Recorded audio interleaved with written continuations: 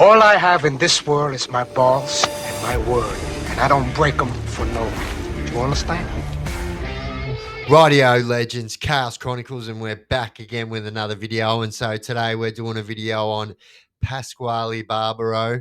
And so not to get confused, not the Pasquale Barbaro that was killed in the car with Jason Moran. This is the Pasquale Barbaro that was killed in Sydney, and not the Pasquale Barbaro that is still alive. So there's three different people with the same name, all involved with the same family, but we're talking about the Sydney one. But before we get into it, if you haven't already subscribed, jump down there, shoot me a subscription. And if you smash that bell icon, you'll never miss any of my clips again. All right, let's get into it. Pasquale Barbaro. Some kind of Mike or Mick or Mikey or something. Yeah. He rings up, yeah, mate. I go, yeah. He goes, yes, where are you? I go, in the city. Who's this? He goes, no, I know who it is. He goes, and then he goes like this. He goes, oh, you think your Afghan mate's a sick? I said, who? Brother, tell me who. I said, who are you talking about? Anyway, then he went on and on about it. It's on my phone. Anyway, I said, oh, yeah. So anyway, where are you? He goes, Auburn. Oh, so I went to Auburn just to see who it is. I just want to go see who it is. Maybe he's got a hot sister or something, you know? Yeah. And I go there. Texting that, we're at Uguna KFC now. He's like, oh, I'm going to go there because maybe he had a hot sister or something. The other dude's like, yeah. You can tell the other dude just doesn't believe a word this guy's saying. So if you guys haven't seen, there is a movie out based on this guy. It's called Australian Gangster.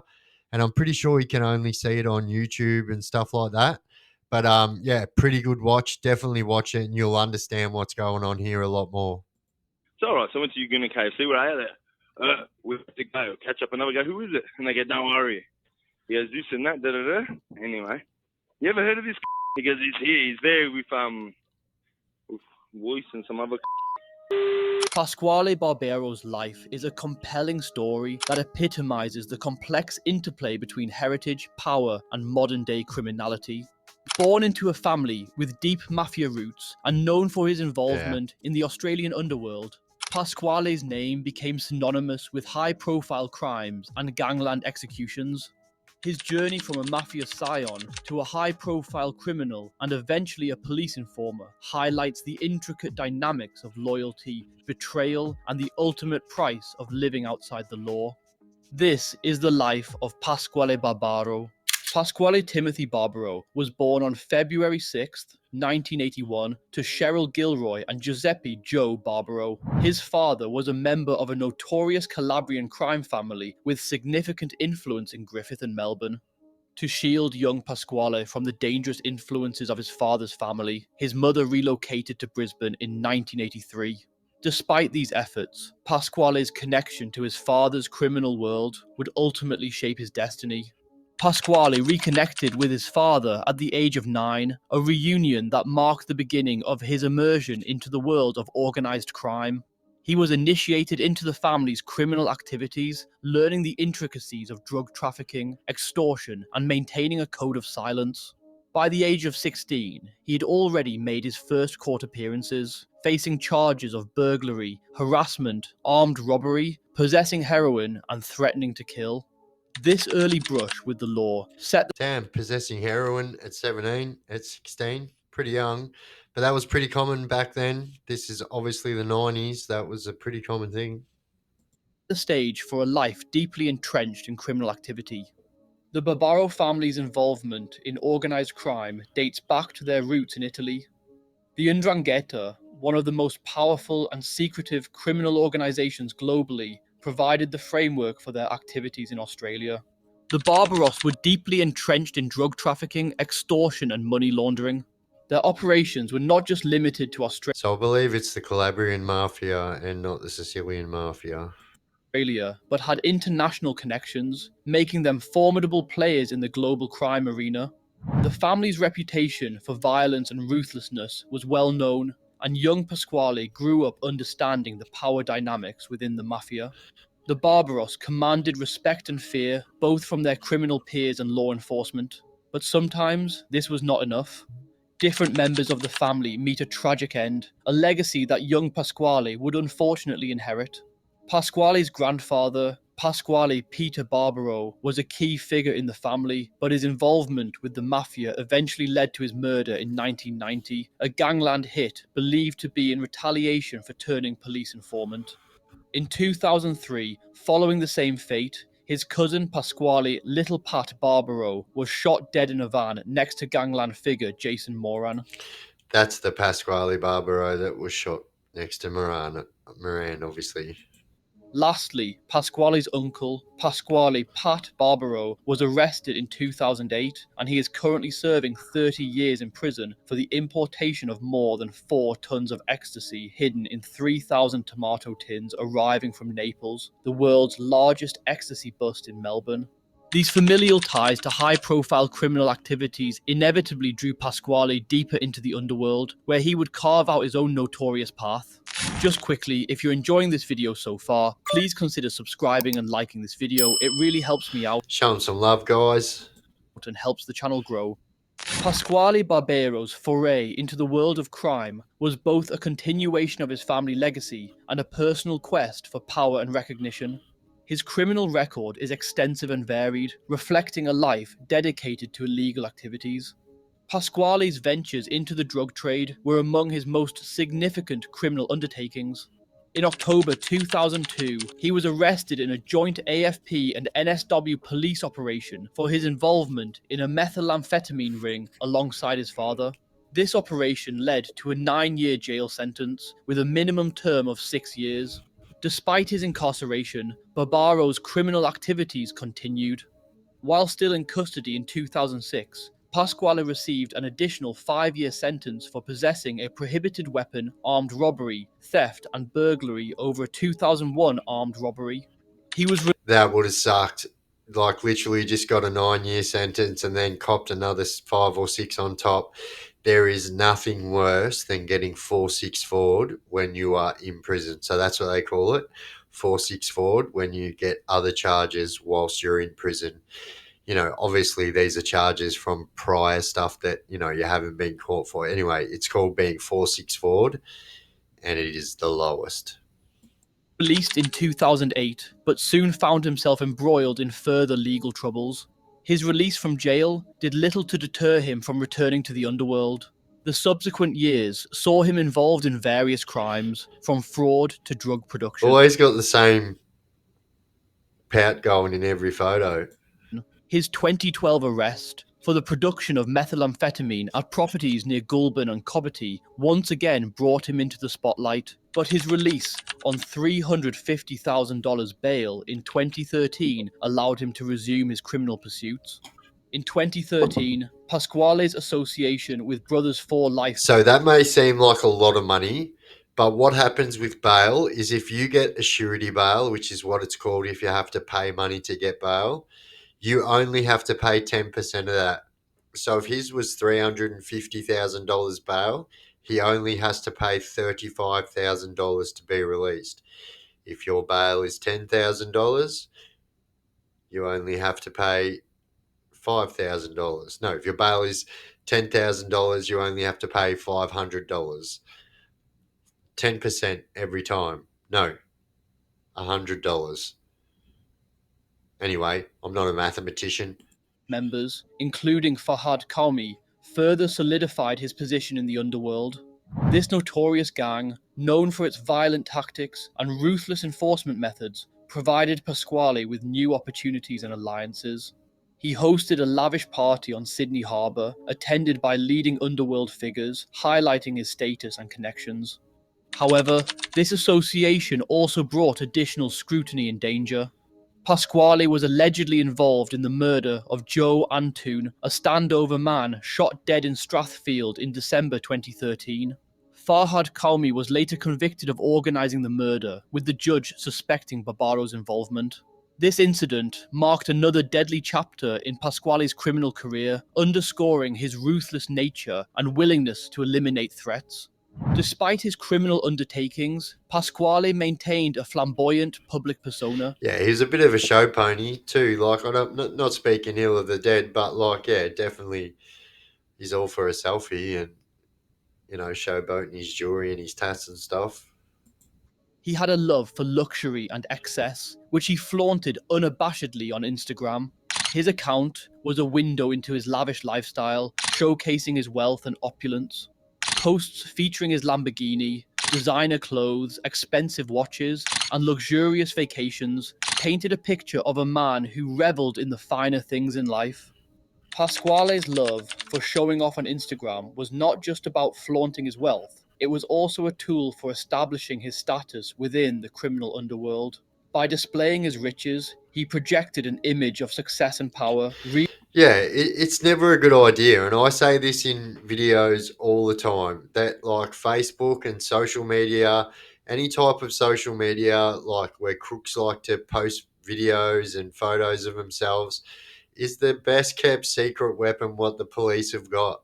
All they've got to do is have a look on these Facebook and social media profiles and see, like, people are silly. People post videos with firearms and with drugs, and then they get caught, and then they say, "Oh, someone snitched me for sure." Yeah, you snitched yourself.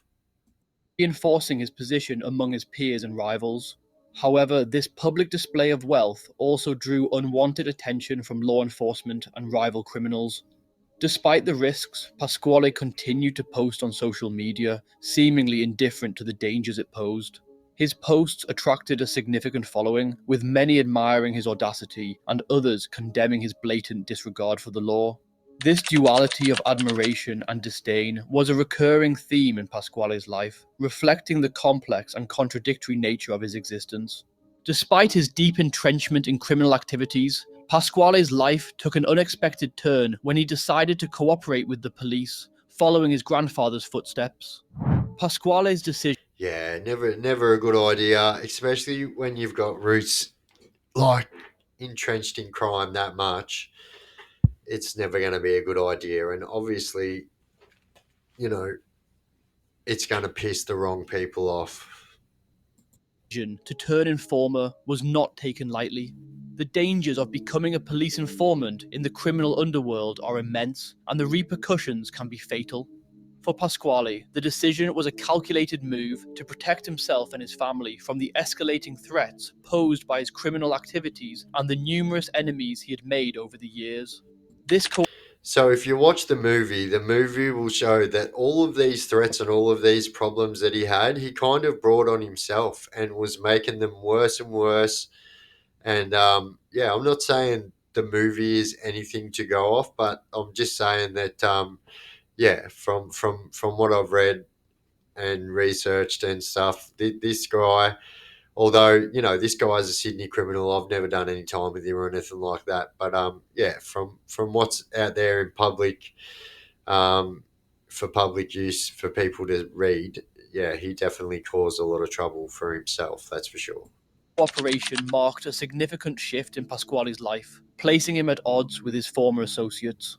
The information provided by Pasquale to law enforcement was instrumental in several key investigations. His insider knowledge of the operations of the Brothers for Life gang and other criminal networks helped police dismantle parts of these organizations. The arrest and subsequent convictions of several high-profile criminals can be directly linked to Pasquale's cooperation with the authorities. However, becoming an informant also meant that Pasquale had to constantly look over his shoulder. The Criminal Code of Silence, or Omerta, dictates severe punishment for those who betray their associates. Pasquale's decision to cooperate with the police marked him as a target for retribution from his former allies, adding another layer of danger to his already perilous existence. So here's the thing as well. What people don't understand is cops hate snitches as well. They think that you're weak as piss for snitching as well. And this is why snitches always get unearthed. It doesn't matter how good a snitch is, like, they always get unearthed in the end. Like, and yeah, it's generally not a very long life for them. November 2015, Pasquale narrowly survived a targeted attack near his home in Leichhardt. 6 shots were fired at him, highlighting the ever-present danger that surrounded his life. The suspect in the attack was Hamad Assad, a known associate of the criminal underworld. This attempt on his life underscored the perilous existence Pasquale led and the enemies he had accumulated over the years. The attempt on Pasquale's life was a stark reminder of the constant threat he faced. The attack was brazen and calculated, designed to send a clear message to Pasquale and others in the underworld. Despite the severity of the attack, Pasquale managed to survive, further cementing his reputation as a resilient and Damn, so he was actually shot. The way it sounded at the start sounded like they missed their shots, but yeah, looks like they got it. formidable figure in the criminal world. Assad, a known hitman and enforcer, was suspected in several other high-profile murders, including the killing of Walid Wali Ahmad in April 2016. Assad himself was killed in a targeted attack outside his home in George Hall on October 25, 2016. He was shot multiple times by at least 2 assailants while he was preparing to take his nephew to school.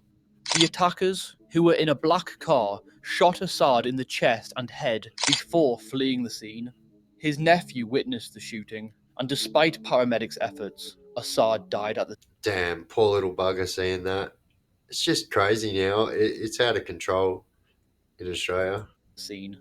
His killing was likely a targeted revenge attack due to his suspected involvement in previous violent incidents. If you want to know more about this story, make sure you check out my video on the Ahmad crime family after this. Despite surviving the assassination attempt, Pasquale knew. But like I said, like you're going around snitching on people that you know are going to do these things if they find out you're snitching on them. Like it's no surprise. Like you've got no one to blame but yourself. Do you know what I mean? And yeah, snitching on the people who was snitching on was the wrong idea. Like snitching is always the wrong idea, but like he must have known that these people would find out one way or another. He's that deep in crime, knowing that snitches are always unearthed. So I don't know why.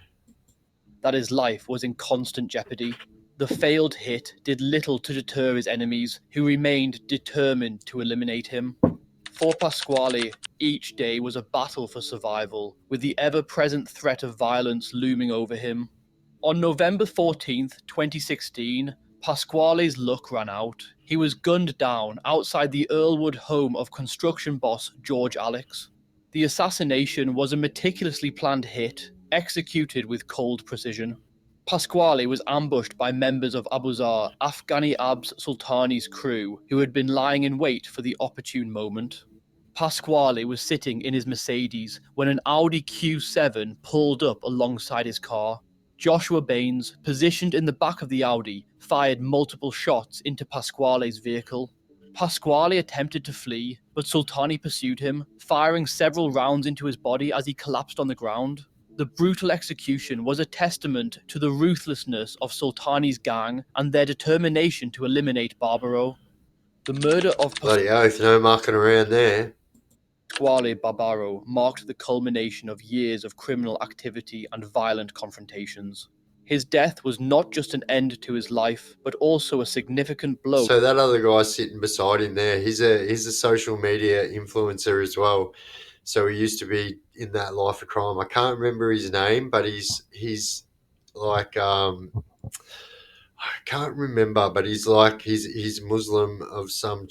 I think he's maybe Turkish, but yeah, he does like Instagram and stuff as well. To the criminal networks he was associated with.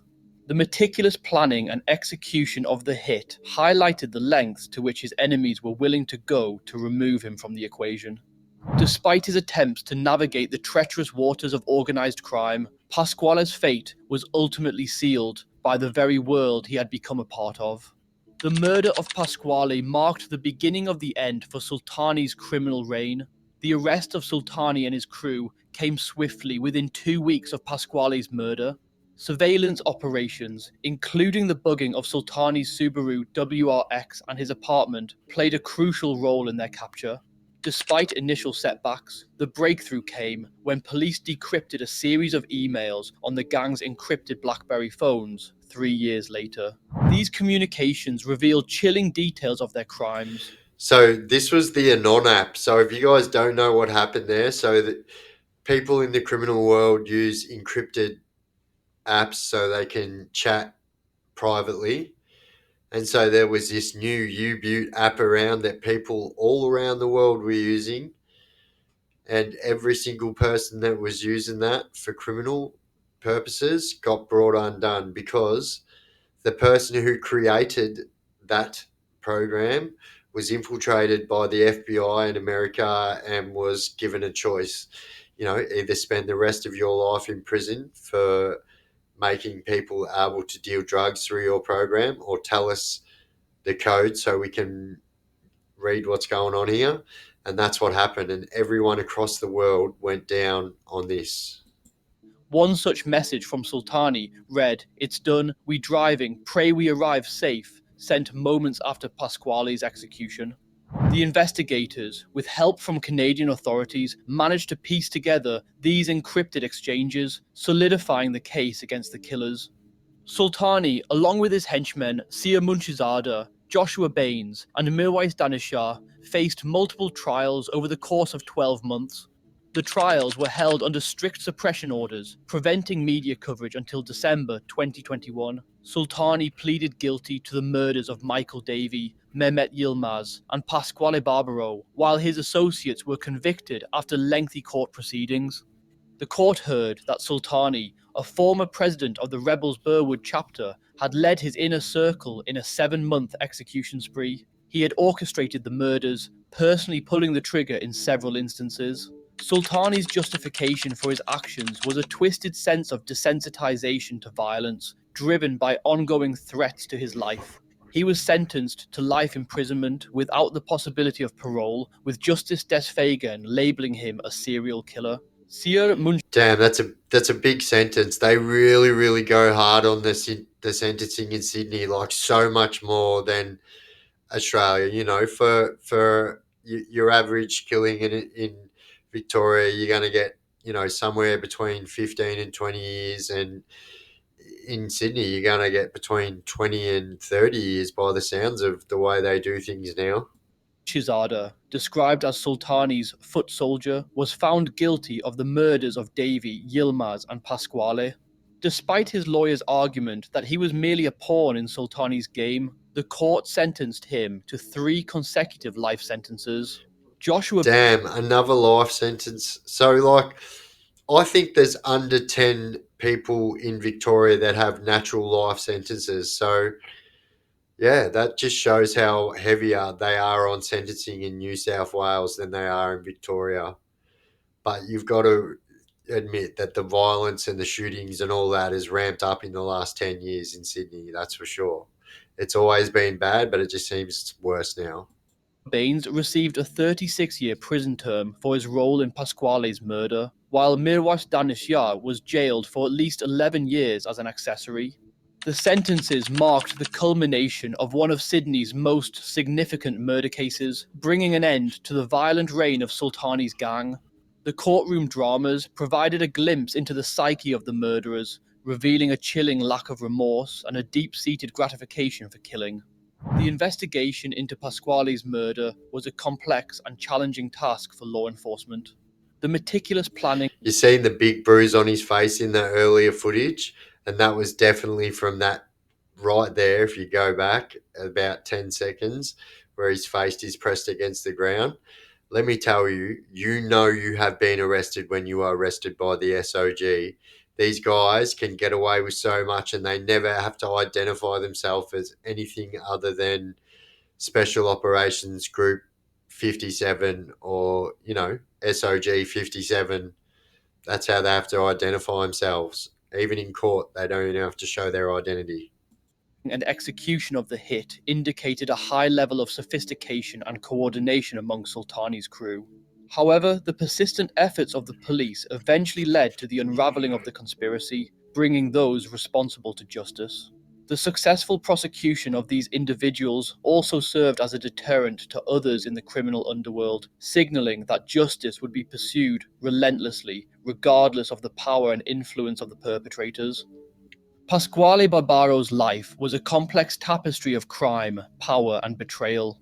From his early days as a mafia scion to his rise as a prominent figure in the Australian underworld, Pasquale's journey was marked by a relentless pursuit of power and recognition. His flamboyant lifestyle and audacious use of social media set him apart from traditional mafia figures, making him a modern-day criminal icon. However, his decision to turn police informer ultimately sealed his fate.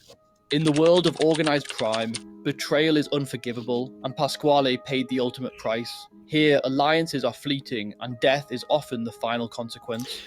Definitely. And like he must have known that that was going to be the only outcome for what he was doing, which makes you wonder why he did it. But you definitely have to go and watch the movie Australian Gangster. Like it's a good watch. And let me know down in the comment section what you think. The story of Pasquale Barbaro and his killers is not just a tale of crime and punishment. It is a reflection of the broader societal issues that allow such criminal enterprises to flourish.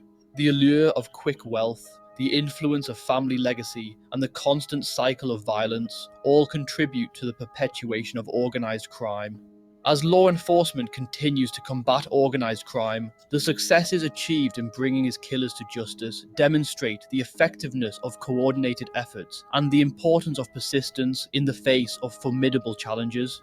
Pasquale's life and death highlight the urgent need for continued efforts to address these underlying issues and to create a society where individuals are not drawn into the destructive world of crime. As always, Well, there you go, guys. Pasquale Barbaro. And yeah, it just like it always mind boggles me when people are so deep in that life, choose to go down that route when they must know exactly that that's where it's going to end them up. And it just always blows my mind. And once again, you know, someone else who chose to flaunt all their wealth and their, you know, their gangsterisms on social media, which once again always proves to be an undoing as well. And you know, sad to see him go, but yeah, like he must have known that that was going to happen, especially the people he was snitching on, like absolute 100% cold blooded killers. So he must have known that that was going to happen. But there you go, guys. Pasquale Barbaro. If there's anyone else you'd like me to do a video on, chuck it down there in the comment section of this video and I'll see if I can get around to it. And as always, guys, if you haven't already subscribed, jump down there, shoot me a subscription. That'd be absolutely appreciated. And if you smash that bell icon, you'll never miss any of my clips again. I have been the Chaos Chronicles. The chaos